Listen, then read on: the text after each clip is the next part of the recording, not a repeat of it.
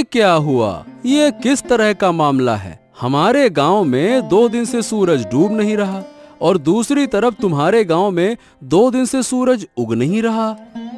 और नहीं तो क्या, अरे तुमको क्या बताऊं, मेरी माँ को है रतौंधी, वो रात में देख नहीं सकती। अब यहाँ 2 दिन से मेरी हालत इतनी खराब हो गई है कि मैं क्या ही बताऊं। माँ घर के कोई काम कर नहीं पा रही क्योंकि रात है और रात में माँ को दिखता नहीं है।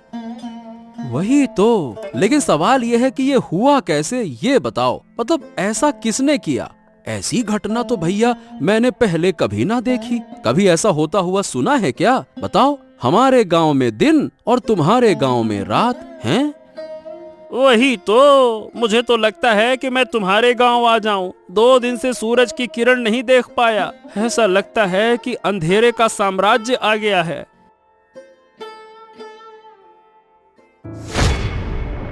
अरे अरे अरे अरे, ये क्या हुआ? ए भैया, तू ऐसे गिर काहे पड़ा? हरेंद्र, क्या हो गया तुझको? अरे मतलब क्या हो गया, मुझे खुद समझ नहीं आ रहा। मैंने तुम्हारे गांव में आने के लिए जैसे ही कदम बढ़ाया और झटका लगा। बाप रे, मैं तो तुम्हारे गांव में प्रवेश ही नहीं कर पा रहा हूँ। ऐसा लग रहा है कि जैसे बीच में कोई दीवार खड़ी हो। क्या बात कर रहा है? तो क्या हम एक गांव के लोग दूसरे गांव में नहीं जा सकते क्या? वही तो भैया, लग तो ऐसा ही रहा है। लगता है कि इन दोनों गांव के बीच में कोई अदृश्य कांच की दीवार खड़ी हो गई है। अरे अब क्या करूं, मुझे तो समझ नहीं आ रहा। चल, फिलहाल के लिए तू घर जा, अब देखते हैं क्या किया जा सकता है। कोई उपाय मिल जाए तो मुझे भी बता देना। दोनों गांव में अचानक अजीब घटना हुई। एक गांव में लगातार 2 दिन तक दिन और दूसरे गांव में लगातार 2 दिन तक रात। ऐसी समस्या पहले कभी नहीं देखी गई थी। ओ माँ, माँ अब अच्छा नहीं लग रहा। रात क्यों नहीं हो रही है? इतना लंबा दिन मैंने कभी नहीं देखा। मैं सो भी नहीं पा रहा हूँ, मुझे नींद भी नहीं आ रही। सो नहीं पा रहे हो? क्या हुआ? जाकर सो जाओ। सोने में क्या परेशानी है? मैं क्या सो नहीं रही? वाह, रात के बिना सोने का क्या मजा होता है। रात के बिना सोने से लगता है कि जैसे दिन में सो रहा हूँ। इतना उजाला सहन नहीं हो रहा। ऐसा क्यों हो रहा है माँ? क्यों माँ? क्या पता किसकी नजर पड़ गई हमारे गांव पर। शायद कोई शाप लग गया है। सुना है हमारे पास वाले गांव में तो 2 दिन से रात हो रही है। 2 दिन से रात हो रही है और रात हो ही नहीं रही है। ये तो बहुत बेकार है। मैं दिन में यहाँ रहूंगा और रात को जाकर उस गांव में सो जाऊंगा। मुझे नहीं रहना दिन में। हाँ, ये हुआ। तुम कैसे सोओगे वो मुझे नहीं पता। 2 गांव के बीच एक अदृश्य दीवार बनी हुई है। वो दीवार पार करके इस गांव के लोग दूसरे गांव में या दूसरे गांव के लोग हमारे गांव में नहीं जा पा रहे। तो क्या होगा माँ? क्या हमारे गांव में कभी रात नहीं आएगी? हमारा गांव ऐसा क्यों हो गया? अगर रात नहीं होगी तो सूरज की गर्मी में हमारा पूरा गांव जलकर खाक हो जाएगा माँ। क्या पता बेटा, हमारे भाग्य में क्या है, लेकिन ऊपर वाला जो करेगा वो हमारे भले के लिए ही करेगा। हाँ, मुझे ये सब कुछ अच्छा नहीं लग रहा माँ। मैं सो नहीं पा रहा हूँ। मेरा सर दुख रहा है। 2 दिन से मेरा सर घूम रहा है। शरीर भी लगता है कि जैसे बीमार हो गया है। मैं क्या करूँ माँ? ओहो, तुम यहाँ से जाओ और अब परेशान मत करो। वैसे भी मैं खुद तकलीफ से जूझ रही हूँ। दूसरी तरफ तुम मुझे बार बार परेशान कर रहे हो।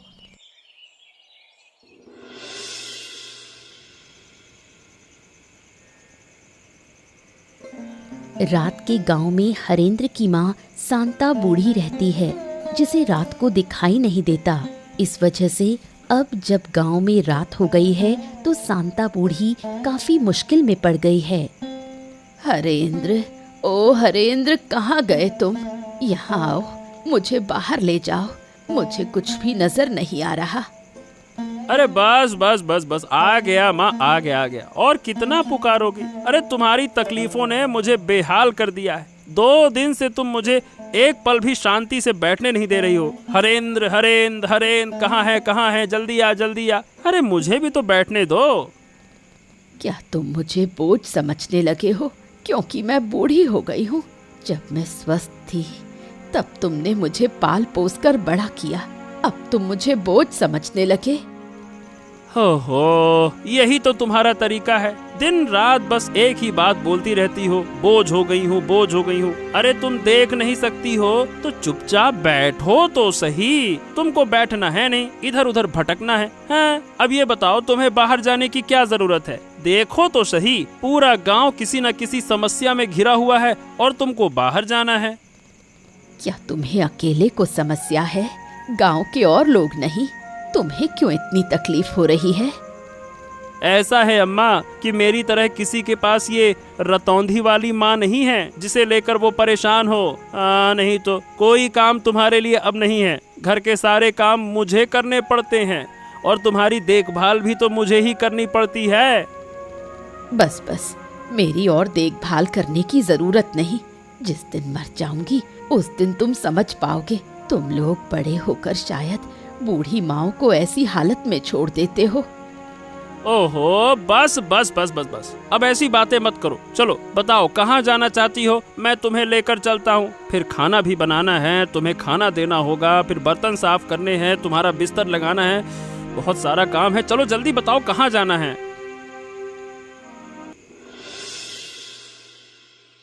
दूसरी ओर दिन और रात वाले दोनों गांव के बीच ही एक बुढ़िया का घर है।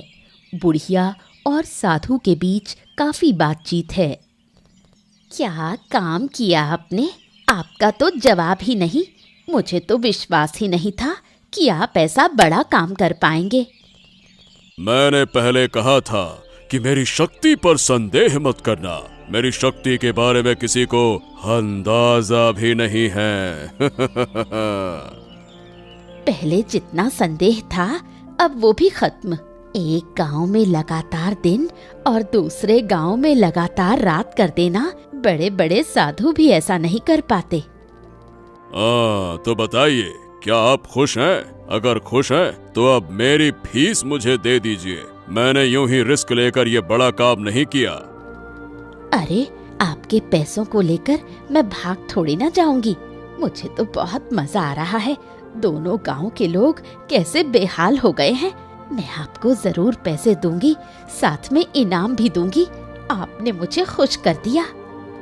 फिर और क्या कहना है? किस्मत अच्छी रही कि आप मिली, तभी तो मुझे ऐसा काम करने का अवसर मिला, वरना यूं ही किसी काम से लाभ नहीं होता। ये सब मैंने सोचा था।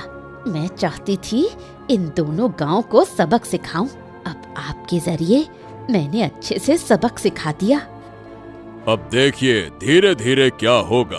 दोनों गांव तबाह हो जाएंगे। दिन के बिना रात नहीं बन सकती।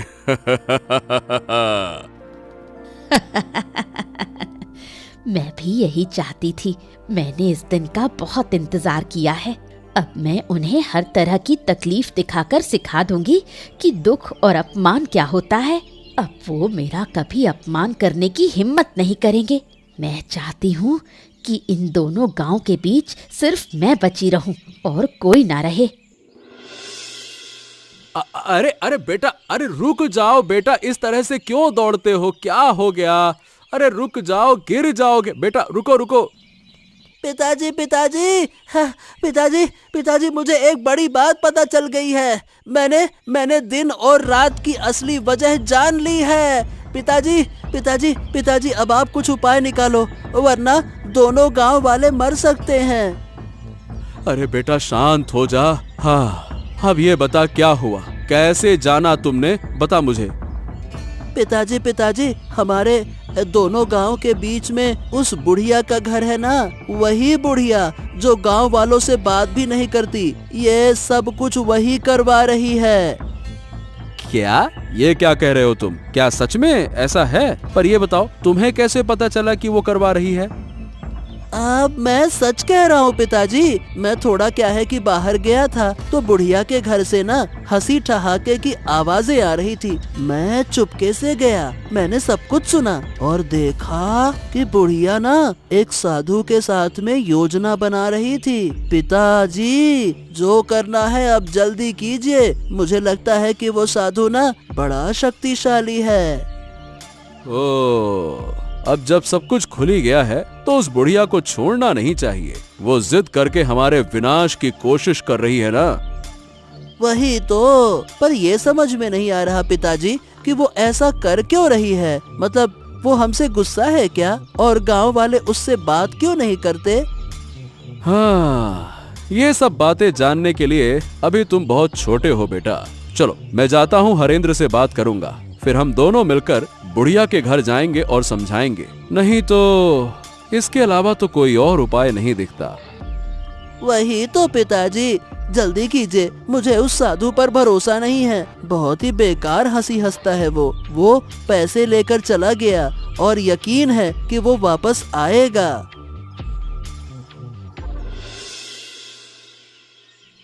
कैलाश और हरेंद्र जब बुढ़िया से सच्चाई पूछते हैं तो बुढ़िया सीधे इनकार कर देती है। वो किसी भी तरह ये मानने को तैयार नहीं कि उसका इसमें किसी भी तरह का रोल है। ओ सुनो बुढ़िया, हमने तुम्हारे साथ कुछ नहीं किया और जिन लोगों ने ये किया अब वो जिंदा नहीं है। फिर भी तुम हमसे क्यों नाराज हो, मुझे समझ में नहीं आता। नाराज ना रहूं तो क्या करूं? तुम लोग मेरे किसी काम के नहीं। मैं यहाँ अकेली हूँ, मुझे कितनी मदद चाहिए तुम्हें इस बात का अंदाजा भी है। मेरे साथ दो शब्द बोलने वाला भी कोई नहीं। ऐसा है कि लोग तुमसे बात इसलिए नहीं करते क्योंकि तुम गुस्सैल हो, तुम्हें गुस्सा बहुत आता है। गांव वाले तुमसे डरते हैं, इसीलिए कोई तुम्हारे पास नहीं आता। पर इसका मतलब ये नहीं है कि तुम हमारे गांव को नुकसान पहुंचाओ। तुमने किया या नहीं किया इसका राज खुल चुका है, हम सब जान चुके हैं, इसीलिए इनकार मत करो।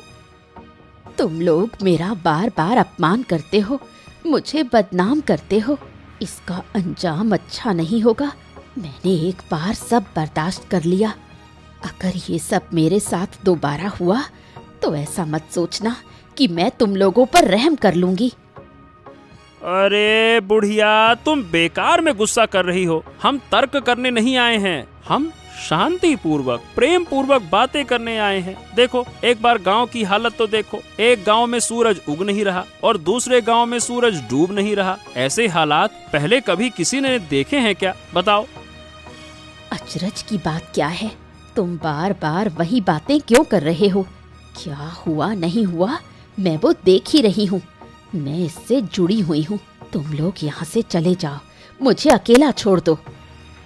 तुम अकेली क्यों रहोगी? अरे भाई, लोगों का डरना इसलिए है तुमसे क्योंकि वो तुम्हें जानते नहीं हैं। पर इसका मतलब ये तो नहीं ना कि हम तुम्हारे शत्रु हो गए, हम तुमसे अलग हो गए। मैं अब और कुछ नहीं सुनना चाहती। अगर तुम जाओगे नहीं तो ये डंडा देखा है, इसी से तुम्हें पीट पीट कर लाल कर दूंगी।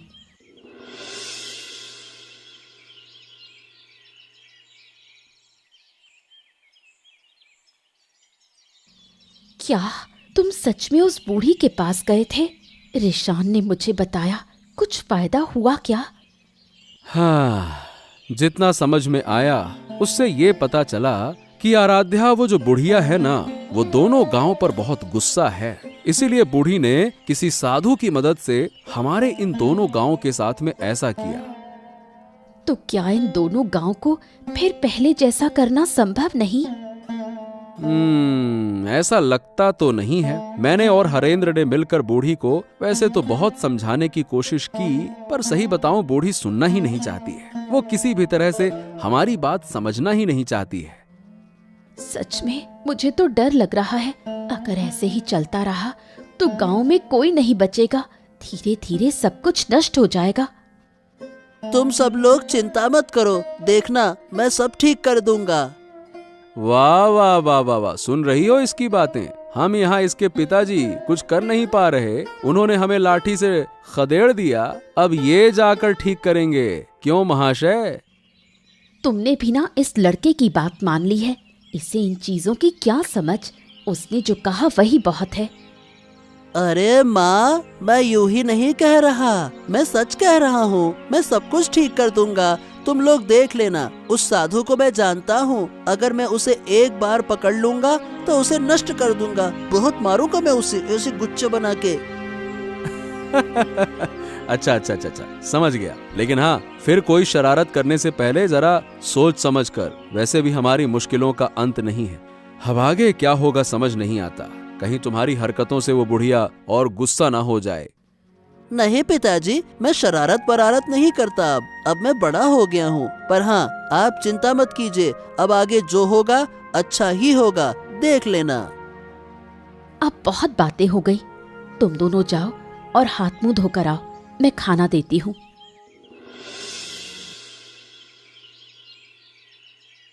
अरे साधु बाबा, आइए आइए बैठिए। मैं तो आपका ही इंतजार कर रही थी। कितनी बातें हुई, आपको तो कुछ पता ही नहीं। क्या बात है? फिर क्या हुआ? कोई नई कहानी हुई क्या? गांव वालों को सब पता चल गया है कि ये मैंने ही किया है, पर मैंने इनकार कर दिया। सब मेरे पास आए थे, मैंने उन्हें भगा दिया। उनका इस विपत्ति में पड़ा हुआ चेहरा देखकर मुझे कितनी खुशी हुई। ठीक है, तुमने इनकार किया, ये अच्छी बात है। लेकिन पर जब लोग शक करते हैं तो बिना कुछ जाने, बिना किसी वजह के शक नहीं करते। कुल मिला के बात ये है कि किसी तरह से कोई हमारी बातें सुनकर गया है। कौन सुनेगा? मेरे घर के आसपास कोई नहीं आना चाहता। वो मुझे डायन कहते हैं, बोलते हैं मैं काला जादू करती हूँ। धीरे धीरे तुम्हारे मन का सारा दुख दर्द मिट जाएगा, है ना? अरे ये मेरा कमंडल कहाँ गया? अभी तो यहीं रखा था। ओहो, मेरे कमंडल में विशेष जल है, कहाँ चला गया? अरे कहाँ गया? मुझे ढूंढना होगा। अरे ए लड़के, मेरा कमंडल दे दे। मैं कह रहा हूँ मेरा कमंडल दे दे। तेरी इतनी हिम्मत कि मेरा कमंडल तू चुराए? मैं तुझे छोड़ूंगा नहीं। उसे पकड़ो, उसे रोक लो, वरना बड़ा नुकसान होगा। हमने जो झूठ बोला है वो पकड़ में आ जाएगा। उसे पकड़ना ही होगा। मेरा कमंडल उसके पास है और उस कमंडल में विशेष जल है। उसी जल से मैं फिर से इस गांव का रात और दूसरे गांव का दिन दूर कर दूंगा। चिंता मत करो। अब क्या होगा? सब कुछ तो फिर से पहले जैसा हो गया। उस बच्चे से कमंडल ले आऊंगा और फिर इन गांवों का दिन रात बदल दूंगा। तुम चिंता मत करो। हाँ।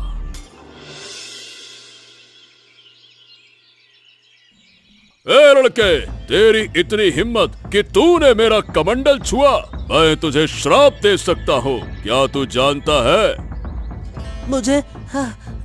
मुझे किसी चीज का डर नहीं है। मैंने इन दोनों गांवों को फिर से पहले जैसा कर दिया है। इन दोनों गांवों की दुख चिंता दूर कर दी है मैंने। अरे मूर्ख बच्चे, तू इतना छोटा सा लड़का, पिद्दी सा, तू क्या समस्या दूर कर पाएगा? चल ला, मेरा कमंडल मुझे दे दे। उस कमंडल के पानी से मैं फिर से इस गांव की रात और दूसरे गांव का दिन, ये जो समस्या है इसे दूर कर दूंगा। ला।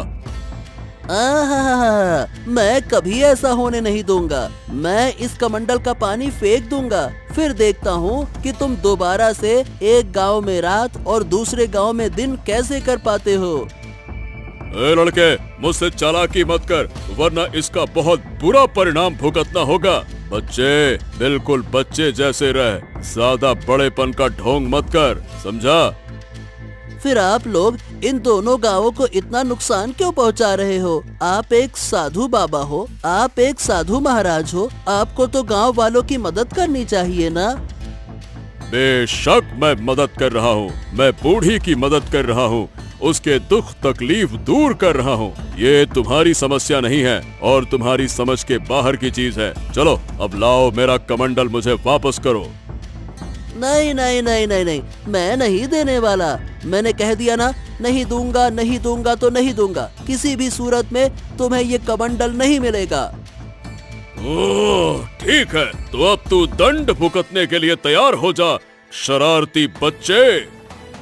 अरे छोड़ दो मुझे, छोड़ दो, मैं कह रहा हूँ छोड़ दो। अगर मेरे पिता को पता चला तो वो आपको गांव से निकाल देंगे और आप फिर कभी इस गांव में नहीं आ पाएंगे। छोड़ दो मुझे, छोड़ दो।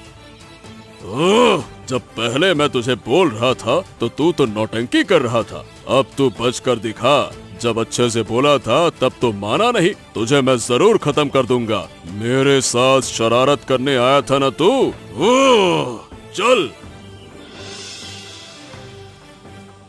रिशान को न पाकर कैलाश का परिवार पगला सा हो जाता है। लोग समझते हैं कि इस अनहोनी के पीछे जरूर बुढ़िया का ही हाथ है।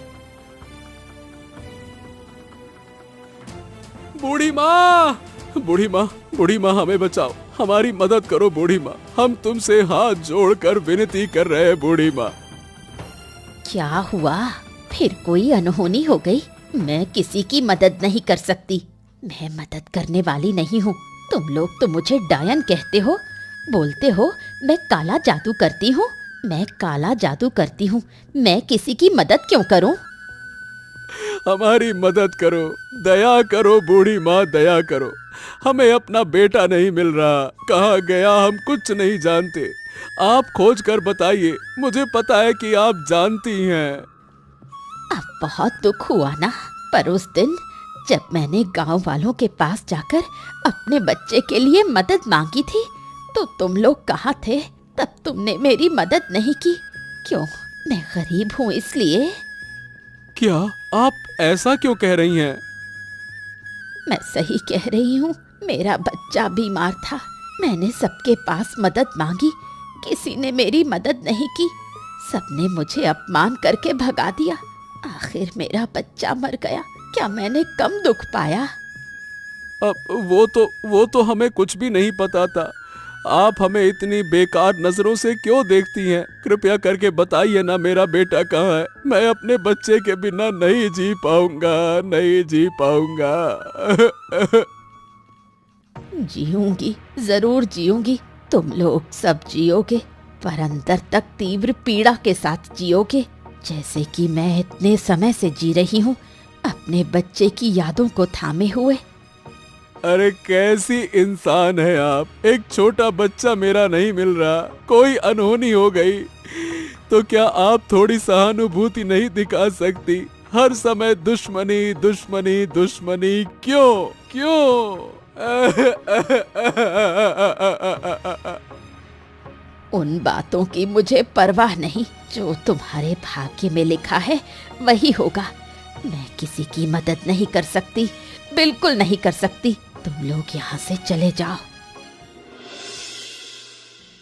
दोनों गांव की समस्या खत्म करने के लिए बेचारे रिशान को अपनी जान की आहुति देनी पड़ी। साधु ने रिशान की हत्या कर उसकी लाश 2 गांव के बीच में फेंक दी। ये मेरे साथ क्या अनर्थ हो गया? मेरा बच्चा, मेरा लाल, जरूर ये उन्हीं लोगों का काम है। उठ जा रे बेटे, उठ जा बेटे, मेरे बच्चे। हाय हाय, अब मेरा क्या होगा? मेरा गोद का लाल, मेरा नन्हा सा मानिक चला गया, मुझे छोड़कर चला गया। रिशान, तू मुझे छोड़कर कैसे जा सकता है बेटा? बोल बेटा बोल, अब मैं तुझे कभी नहीं डांटूंगा, कभी नहीं। जो कहेगा वही होगा, बस एक बार बोल तो सही बेटा। जिन लोगों ने मेरी गोद से मेरा बच्चा छीन लिया, ऊपर वाला उनका न्याय करेगा। मैं किसी को नहीं छोड़ूंगी, किसी को नहीं बख्शूंगी। शांत हो जाओ आराध्या, इसका बदला मैं जरूर लूंगा। मैं किसी को छोड़ूंगा नहीं। मेरे छोटे से बच्चे पर जरा सा भी तरस नहीं आया उन्हें। उसने ऐसा क्या किया था जो उसे इतनी बड़ी सजा मिली? मैं छोड़ूंगा नहीं। वो तो छोटा था, उसे क्या पता इन सब बातों का। उन्होंने ये सब कैसे कर दिया? एक छोटे से बच्चे को मार दिया। उनका दिल जरा भी नहीं कांपा। क्या वो लोग इंसान हैं? मैं अपने बेटे के शरीर को छूकर कसम खाता हूँ कि जिन्होंने ये किया उन्हें मैं किसी हालत में माफ नहीं करूंगा। उन्हें सजा जरूर मिलेगी। बस भाई बस बस बस, चलो उठो, अब हमें आगे का इंतजाम करना होगा। चलो रिशान को, बच्चे को लेकर चलो चलो।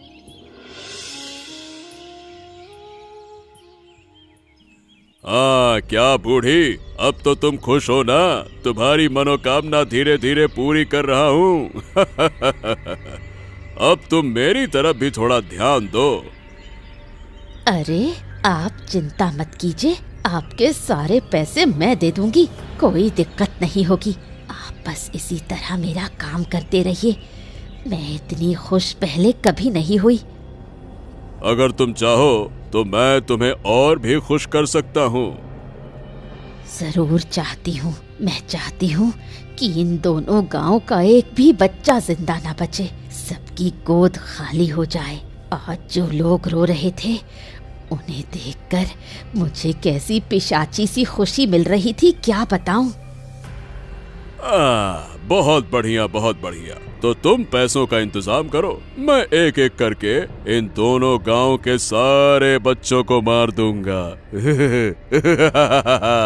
मैं वादा करता हूँ कि इन गांव में एक भी बच्चा जिंदा नहीं रहेगा। यही तो मैं चाहती हूँ, मैं इसी दिन का इंतजार कर रही थी। बेटे, तू ऊपर बैठा देख रहा है ना? देख, तेरी माँ तेरी मौत का बदला ले रही है। जो दर्द मुझे हुआ था वही दर्द अब मैं सबको दूंगी। इतनी जल्दी खुश मत हो, हमें धीरे धीरे सब करना होगा। आज से हर रात इन दो गांवों में एक एक बच्चा गायब होगा और मैं उसका बलिदान दूंगा। इससे तुम्हारा भी फायदा होगा और मेरा भी स्वार्थ सिद्ध होगा। कोई दिक्कत नहीं, मैं हर रात तुम्हें बच्चों को पकड़ने में मदद करूंगी। जरूरत पड़ी तो खुद पकड़ कर लाऊंगी। सब मुझे डायन कहते हैं, अब मैं उन्हें दिखाऊंगी असली डायन क्या होती है। तो फिर ठीक है, मैं बलिदान की पूरी व्यवस्था करता हूँ। हर रात एक बच्चे की हत्या करनी होगी, तभी मैं और शक्तिशाली बनूंगा। नहीं, अब ये सब कुछ और नहीं चलेगा। मैंने अपने बेटे को खो दिया है। मैं नहीं चाहता कि किसी और का बच्चा ऐसे मरे। बच्चे को खोने का दर्द मैं अच्छी तरह से जानता हूँ। हाँ, लेकिन कैलाश, अब हम करेंगे क्या दादा? वो साधु तो बहुत ताकतवर है, उससे हम लड़ेंगे कैसे? साधु को बाद में देख लेंगे, पहले उस डायन बूढ़ी का कुछ करना होगा। उसका दिमाग खराब हो गया है, बेटे को खोकर पागल हो गई है वो पागल। अच्छा ठीक है, लेकिन हम उसे मार तो नहीं सकते हैं ना? हमने अपने बेटे के शरीर को छूकर कसम खाई है, जिन्होंने ये किया है उन्हें सजा देंगे। उस डायन बूढ़ी से बड़ी सजा और कोई नहीं हो सकती। अच्छा, क्यों नहीं मार सकते? जब उसने मेरे बच्चे को नहीं छोड़ा, जब उसे गांव के सभी बच्चों को मारने का मन हो रहा है, तो मैं भी उस विकृत दिमाग की डायन को मार सकता हूँ। बिल्कुल मार सकता हूँ। खून का बदला खून, बिल्कुल। और मैंने तय कर लिया है, बूढ़ी को मैं जिंदा जला दूंगा। उसके लिए यही सजा सही रहेगी। अगर वो जिंदा रही तो कभी नहीं सुधरने वाली। उसका दिमाग पूरी तरह से खराब हो चुका है। ठीक है, मुझे कोई आपत्ति नहीं है, लेकिन गांव के लोग क्या कहेंगे? एक जिंदा इंसान को जलाकर मार देंगे तो क्या ये ठीक रहेगा?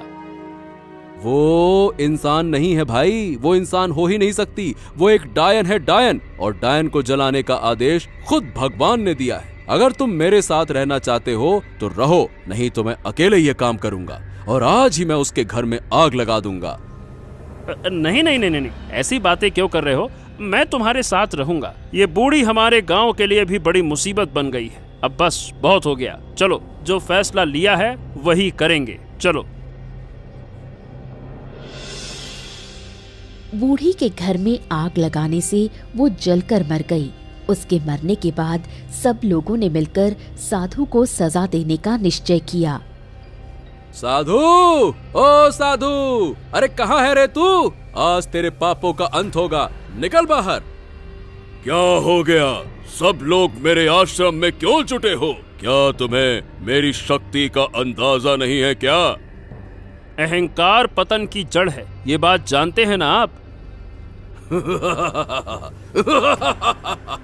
मुझे ये बातें सिखाने मत आओ। मैं साधु हूँ, साधु। मेरी शक्ति असीम है। चाहूं तो मैं अभी तुम सबको समाप्त कर दूंगा।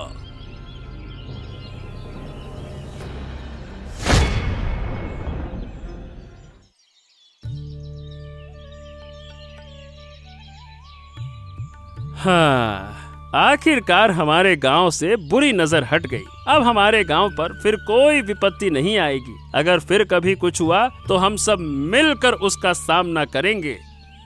हाँ, गांव तो आखिरकार ठीक हो गया, लेकिन मैंने अपना बेटा खो दिया। मेरा बेटा अपनी जान देकर इस गांव को मुक्ति दिलाकर चला गया।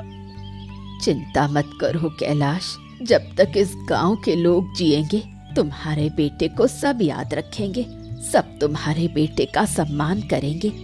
पीढ़ी दर पीढ़ी तुम्हारा बेटा हमारे इन दोनों गांव के बीच जिंदा रहेगा। ऐसा ही हो बूढ़ी माँ, ऐसा ही हो।